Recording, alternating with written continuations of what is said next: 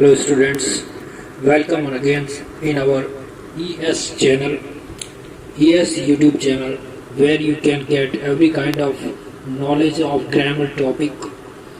And if you haven't subscribed our channel, then go to subscription portion and subscribe our channel and share also and comment also and tell your friends to subscribe my channel, so that you may get more information and more updates about our channel and lectures also.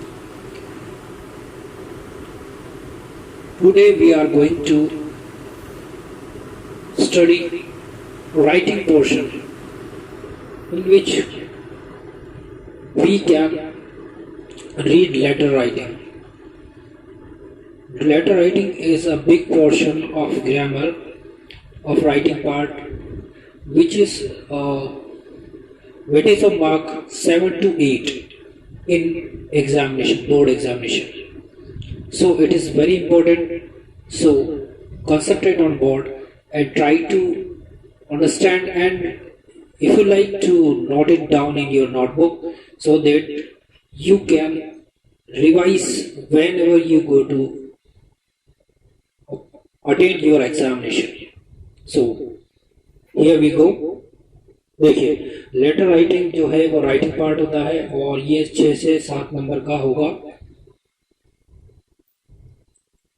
देखिए, letter को classify कैसे करेंगे.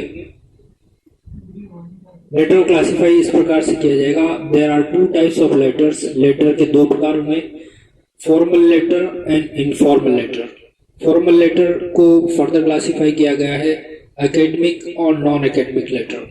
Academic नाम से पता लग रहा है, यानी शैक्षिक औपचारिक पत्र, एकेडमिक फॉर्मल लेटर, और नॉन एकेडमिक यानी गैर शैक्षिक औपचारिक पत्र.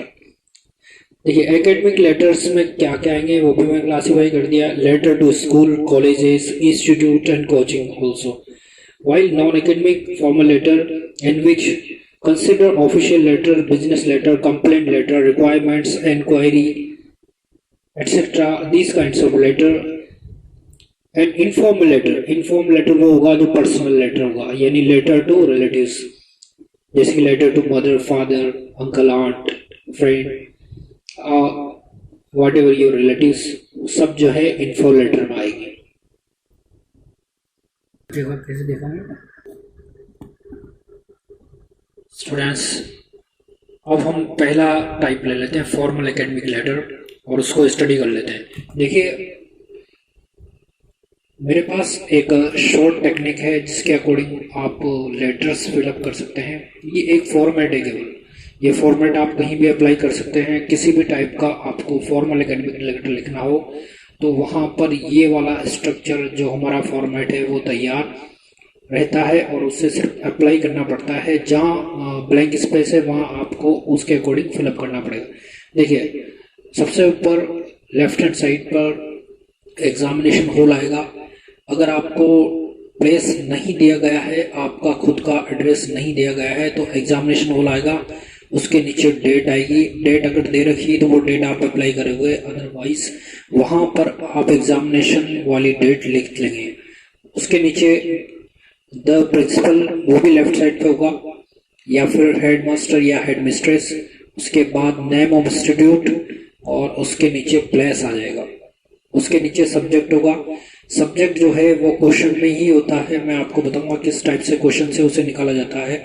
उसको हम यहाँ सब्जेक्ट वाले प्लेस पर लिखेंगे. उसके नीचे होगा रेस्पेक्टेड सर, मैम. अगर हेडमास्टर होगा या प्रिंसिपल होगा तो सर आ जाएगा, हेड मिस्ट्रेस होगा तो मैम आ जाएगा.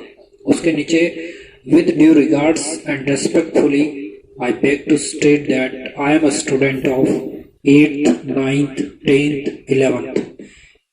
ये आप लिख सकते हैं जो भी आपकी क्लास होगी. 12th मैंने नहीं लिखा है क्योंकि 12th में इस टाइप के लेटर्स नहीं आते हैं. उसके बाद I feel proud to be student of your nice institute और school, full stop. I always get good marks.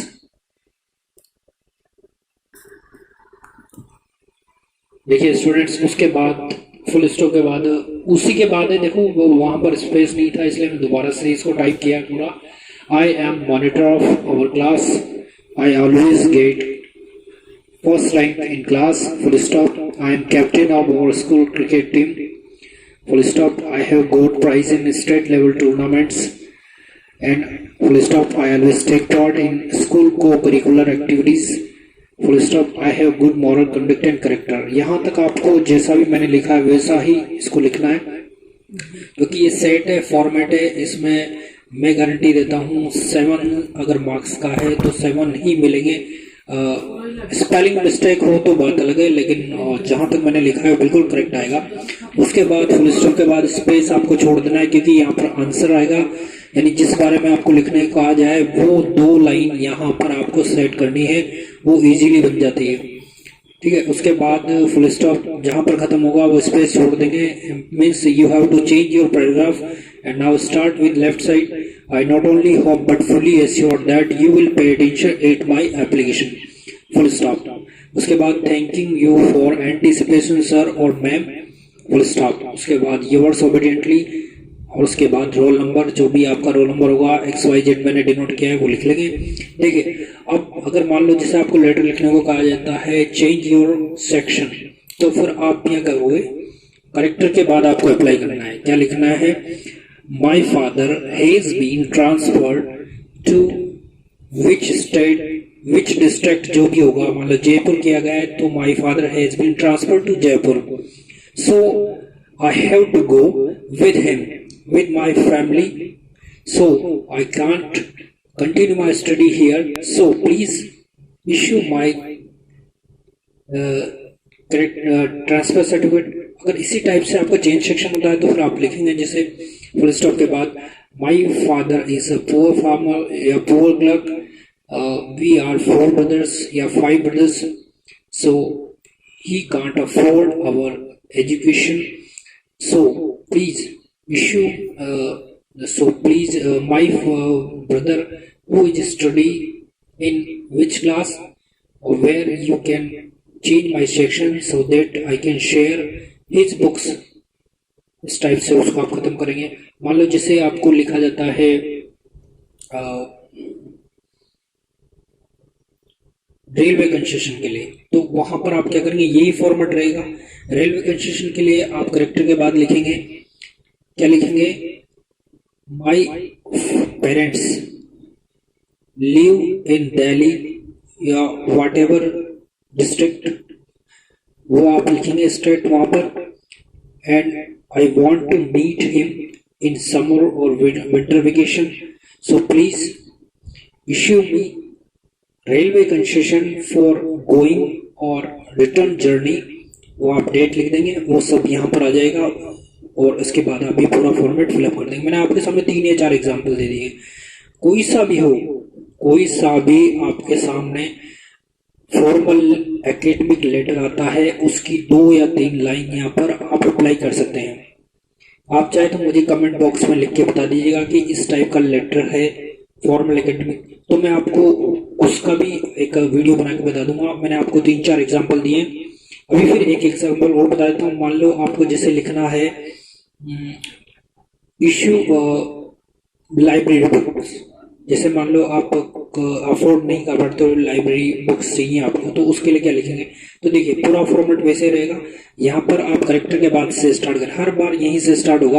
आप लिखोगे my father is poor farmer या poor clerk, he can't afford my education, so I need some guidebooks or some textbook which I can't purchase from market, so please issue me from the library. इस type से आ जाएगा. अगर मान लो poor boys fund से लिखना है तो उसको भी इसी टाइप से लिखेंगे. यहाँ पर लिखेंगे आप माई फादर या I am orphaned student, I can't afford education, so please issue me money from poor boys funds, ये यहाँ पर आ जाएगा. एग्जाम ऑफ गेम्स, ये भी अगर आपको लिखना होगा तो इसी टाइप से आएगा. यहाँ पर आप लिखोगे कि I have got an accident where my right leg और right hand broken, so I can't attend evening classes, so please exam me from the evening games, कोई सा भी, मैंने आपके सामने 6-7 एग्जाम्पल दे दिए, वो 2 या 3 लाइन यहाँ पर आप अप्लाई करेंगे और आपका लेटर कंप्लीट हो जाएगा। मुझे बताइए, बहुत इजीएस्ट वे है और इसमें बच्चे पूरे से पूरे मार्क्स लेकर आते हैं, ये मेरा कॉन्फिडेंट है। अगर आपको फिर भी अगर इसमें कोई प्रॉब्लम आती है तो आप मुझसे दोबारा कमेंट बॉक्स में जाकर बता सकते हैं कि यहाँ पर ये लाइन हमें समझ नहीं, या यहाँ पर इसको फिलअप कैसे करेंगे, तो मैं आप दोबारा वीडियो में डाल के बता दूंगा। वैसे ये कंप्लीट बहुत इजी बेस्ट और सबसे ज़्यादा यूजफुल मेथड है, जो एग्जाम पॉइंट ऑफ व्यू से और बोर्ड एग्जाम के लिए तो बहुत ज़्यादा इम्पोर्टेंट है। So students, subscribe my channel. If you haven't subscribed still my channel, then go to subscription and subscribe and press bell icon so that you can get more updates about my ES channel. Thanks for watching my ES channel.